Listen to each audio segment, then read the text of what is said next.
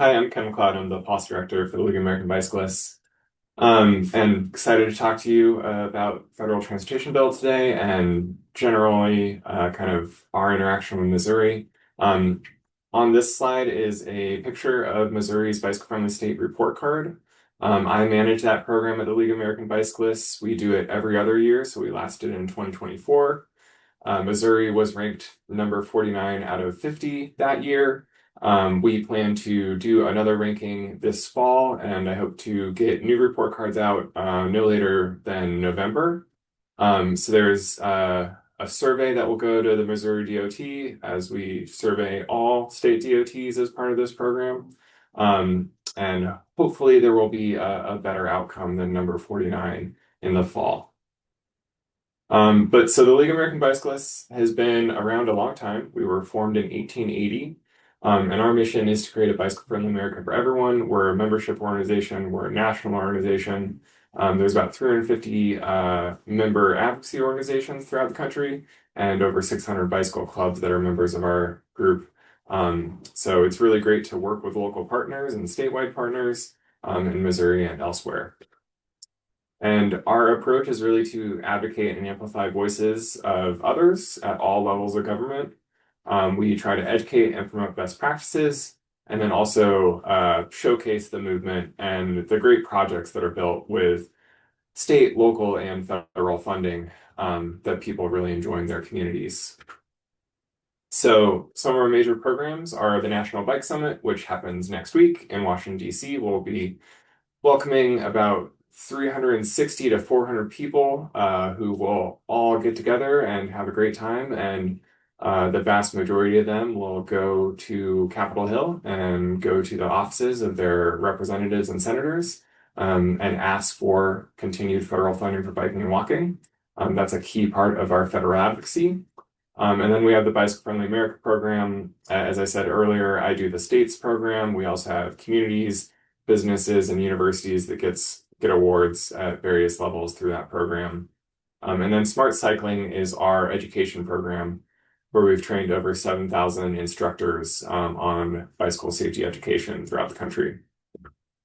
So federal spending on biking and walking in Missouri, the way that federal spending is reported doesn't allow you to say this much went to biking, this much went to walking. It's always biking and walking. So for anything that I say here, I'm not talking about just biking projects. It's always biking and walking projects because that's the way the High data five. is structured. Um, so Missouri has received almost $450 million since 1999 in federal funding for biking and walking infrastructure. They used to spend a good bit more on biking and walking, with 2011 being the largest year of single year spending at 34 million. The last couple of years have been around 20, a little more than 20. And there was a really good streak of over 12 years where Missouri was spending at least 10 million each year.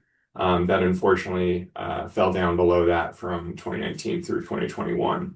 But it's good to see that there's been a slight increase in spending in recent years, and that's been facilitated by the last transportation bill, which provided around 400 million more dollars per year through transportation alternatives than under the prior transportation bill. When you look at Missouri compared to its peers, the states that are kind of right adjacent to it, it does spend a lower percentage of its federal funding on biking and walking than most of its peer states. Those adjacent states, Nebraska is the only one that's lower. And then there's this important provision of the last transportation bill called the Vulnerable Road User Special Rule, where states that have at least 15% of their traffic fatalities made up of people biking and walking, people outside of vehicles, those vulnerable road users have to spend at least 15% of their highway safety improvement program funds on biking and walking safety. Missouri has never met that 15% threshold, and it's not a threshold you particularly should want to meet. But it would trigger that requirement to spend highway safety improvement program funds. And we've seen that have a dramatic impact in spending in other states, about $350 million per year has been spent since that rule has been in place on biking and walking projects. But Missouri's gotten close, might happen in the future, just has never triggered that spending threshold. I will note, Ken, we did meet it this past year, so we're Okay, so we're now at that threshold. okay. Yeah, the National Highway Traffic Safety Administration doesn't have their national data updated on their query system for the most recent year, but it's good that you know that, and it should trigger several million more dollars of biking walking projects. Another major program from the last transportation bill is the Safe Streets and Roads for All grant program. This was authorized in the last transportation bill for 5 years, uh, about $1 billion each year. Um, Missouri's received 55 grants from this program now, which is pretty good. Most of them have been the smaller planning and demonstration grants. So until 2024, there were no implementation grants. Since then, Missouri has received 3 implementation grants, and those have made up more than half of the funding that Missouri has gotten through this program. So lots of planning and demonstration grants that set up future projects, but just those 3 implementation grants that are the kind of bigger money actually delivering projects. And that's kind of what we see generally with this program. I think 30% of the program funding is those planning and demonstration grants, but that's the vast majority of the grants through this program. So it costs more to deliver real projects than to do planning work, and we see that in this program and where those funds are spent. Um, there has been somewhat of a shift in where funds are awarded under this program under the Trump administration, with that center corridor really benefiting. Missouri's seen some shift in the percentage of funds through this program that it got under the Trump administration last year, but not quite as dramatic as some of its nearby states. So Transportation Alternatives is the kind of marquee federal program for biking and walking. The League and other national organizations organize this letter, keepamericaactive.org, where over 1,000 organizations have signed on to support robust federal funding for the Transportation Alternatives program. Missouri's like a lot of states where we see more applications for funding through the Transportation Alternatives Program than there is funding to fund those applications. So there is that demand that people in Missouri and localities in Missouri are looking for this type of funding. And even with a fairly dramatic increase in the last transportation bill, there's still not enough funding for this program. So it does remain a key program for us and a key program for the people of Missouri, to make sure that there's funding for biking and walking projects. And that really leads to our priorities for reauthorization, which is to maintain funding for Transportation Alternatives Program. We got a lot of gains in the last transportation bill, and a lot of our effort around this transportation bill is just to maintain those gains. As there are pressures to consolidate programs, there are pressures to perhaps reduce funding. Our goal is to really maintain the wins we got in the last transportation bill and then make some improvements on the edges to make programs work better. So maintaining transportation alternatives, maintaining the vulnerable road user special rule, maintaining broad eligibility for biking and walking. A lot of people don't realize that biking and walking projects are eligible for federal funding programs that control about 90% of federal transportation funding. It's rarer to use something like the National Highway Performance Program for biking and walking projects, but there is that eligibility. It is possible. And we want to make sure that if that's what communities want to do and what states want to do, they have that eligibility to pursue biking and walking projects through those federal funding programs. We also want to see the Safe Streets and Roads for All grant program reauthorized. So hopefully maintaining it as the competitive grant program that has been successful and the people of Missouri have used. We've seen a lot of demand for this program in the last round. when they sent letters to places that were not given their grants. They said 75% of applications could not be funded. So that's tremendous demand for this type of grant. And I hope that leads to members of Congress continuing support and reauthorizing that program. And then there's two bills that are more technical that I have slides about. It's the Sarah Deming Langenkamp Active Transportation Safety Act and the Magnus White and Safe Streets for Everyone's Act.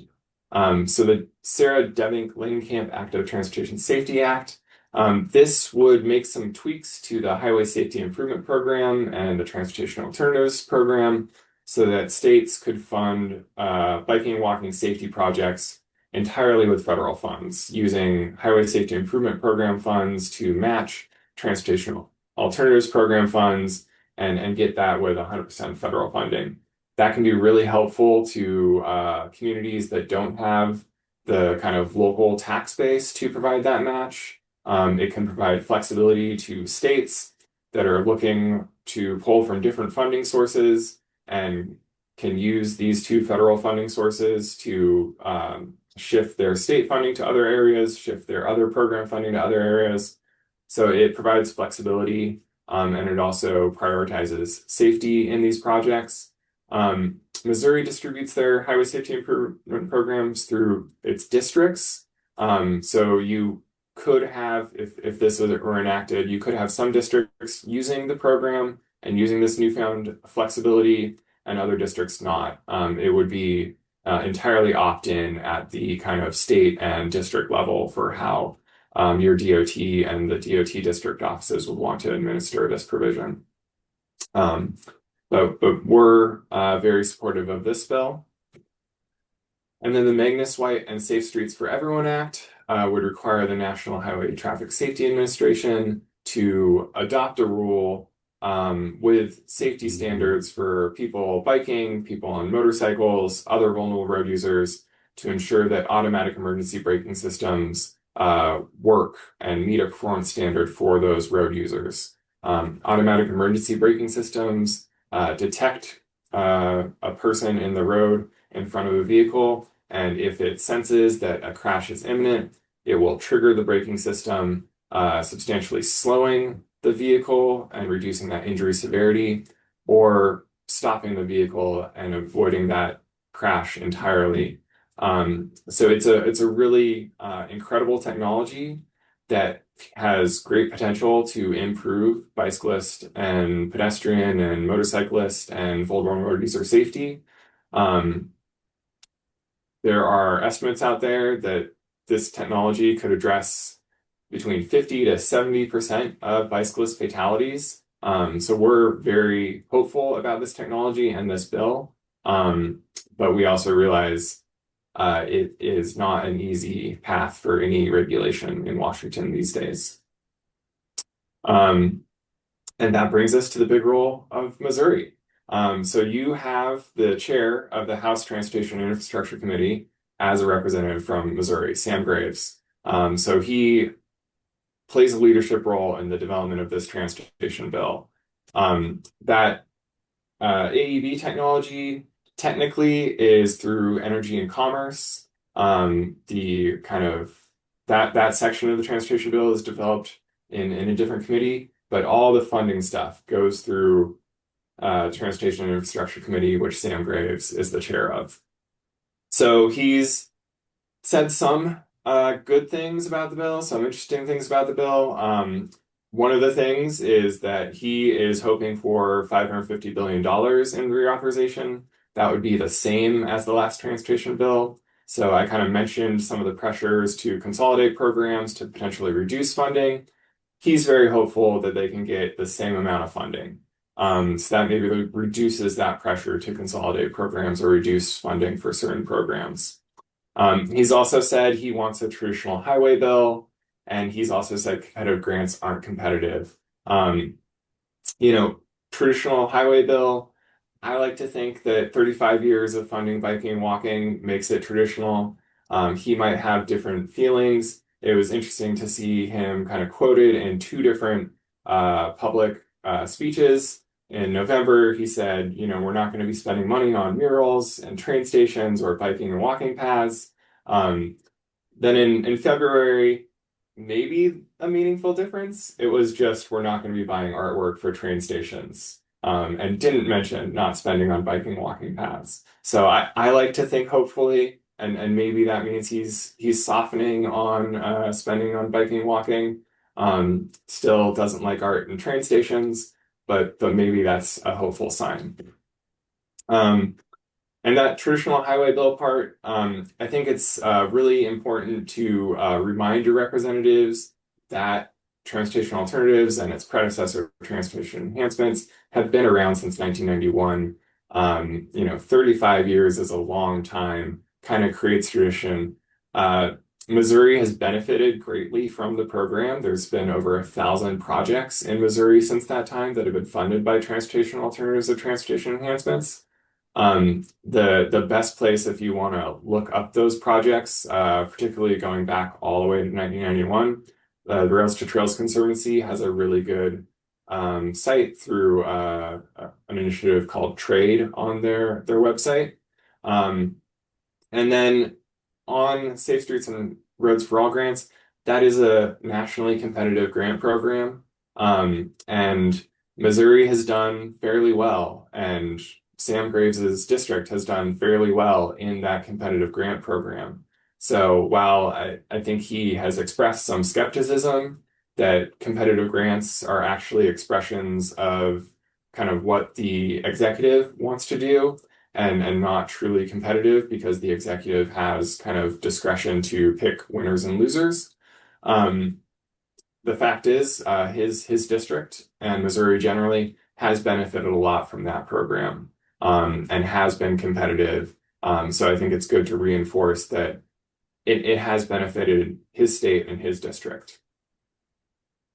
And then finally, the league has been supporting groups that want to work with their members of Congress and the offices of their members of Congress to show the members of Congress the projects that have been funded with federal funding. So whether it's transportation alternatives or it's Safe Streets and Roads for All, we have examples of successful events that other communities have done. We have tips for engaging your members of Congress, and we are hoping to have another round of kind of micro grants of up to $1,000 to support this type of event, probably announcing that sometime in the summer. So if you have a really great project that people in your community love, and particularly if that's in Representative Graves' district, it would be great to have a big community event that shows how much people love this federally funded project and invite Sam Graves in his office to that event so he can see how much people appreciate biking and walking, how much people support federal funding and federal investments in biking and walking. Because that's really making that personal and district-based connection is kind of the best we can do to highlight the importance of these programs to